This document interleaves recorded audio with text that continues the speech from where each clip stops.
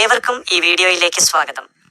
+1 improvement പരീക്ഷയുടെ ഫലം വന്ന സാഹചര്യത്തിൽ മാർക്ക് കുറഞ്ഞു പോയതിനെക്കുറിച്ച് ഓർത്ത് ആശങ്കപ്പെടുന്ന വിദ്യാർത്ഥികൾക്ക് വേണ്ടിയാണ് ഈ വീഡിയോ ചെയ്യുന്നത്.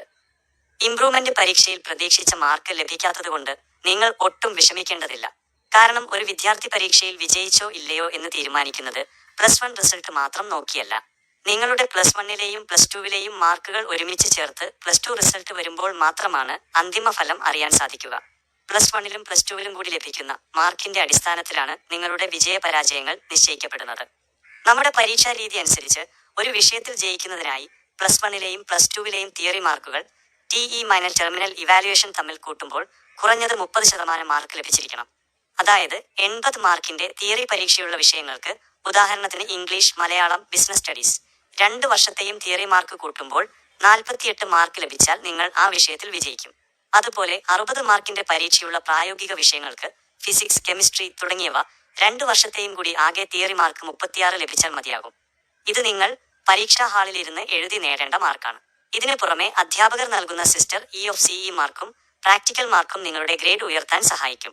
അതുകൊണ്ട് തന്നെ തിയറി മാർക്കിൽ അല്പം കുറവ് വന്നാലും അത് നിങ്ങളുടെ വിജയത്തെ പൂർണ്ണമായും ബാധിക്കില്ല. ഉദാഹരണം, നിങ്ങൾക്കിപ്പോൾ +1 ഇംപ്രൂവ്മെന്റ് പരീക്ഷയിൽ ഒരു വിഷയത്തിന് 15 മാർക്കാണ് ലഭിച്ചതെന്ന് കരുതുക. ഇനി വരാനിരിക്കുന്ന +2 റിസൾട്ടിൽ അതേ വിഷയത്തിന് നിങ്ങൾക്ക് 33 മാർക്ക് ലഭിച്ചാൽ ആ 33ഉം ഇംപ്രൂവ്മെന്റിന് കിട്ടിയ 15ഉം കൂടി ചേർത്ത് 48 മാർക്ക് തികയുകയും നിങ്ങൾ ആ വിഷയത്തിൽ വിജയിക്കുകയും ചെയ്യും. ചുരുക്കത്തിൽ +1ലെ കുറവ് +2 മാർക്ക് കൊണ്ട് പരിഹരിക്കാൻ നമുക്ക് സാധിക്കും. +2 മാർക്ക് കൂടി വരുമ്പോൾ മാത്രമേ പൂർണ്ണമായ ഫലം വ്യക്തമാകൂ എന്ന് സാരം. വിദ്യാർത്ഥികൾക്കിടയിലുള്ള മറ്റൊരു വലിയ സംശയമാണ് ആദ്യം എഴുതിയ പരീക്ഷയിലെ മാർക്കാണോ അതോ ഇംപ്രൂവ്മെന്റ് പരീക്ഷയിലെ മാർക്കാണോ പരിഗണിക്കുക എന്നത്. ഇവിടെയാണ് ബെറ്റർ ഓഫ് ടു എന്ന നിയമം വരുന്നത്.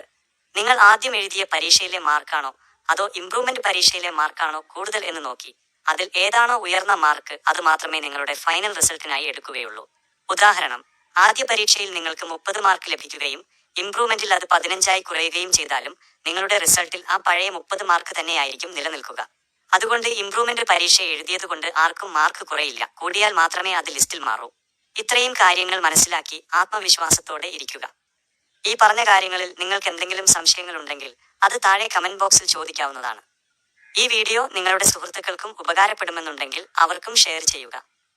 എല്ലാവർക്കും നല്ലൊരു റിസൾട്ട് ഉണ്ടാകട്ടെ എന്ന് ആശംസിക്കുന്നു. Thank you for watching.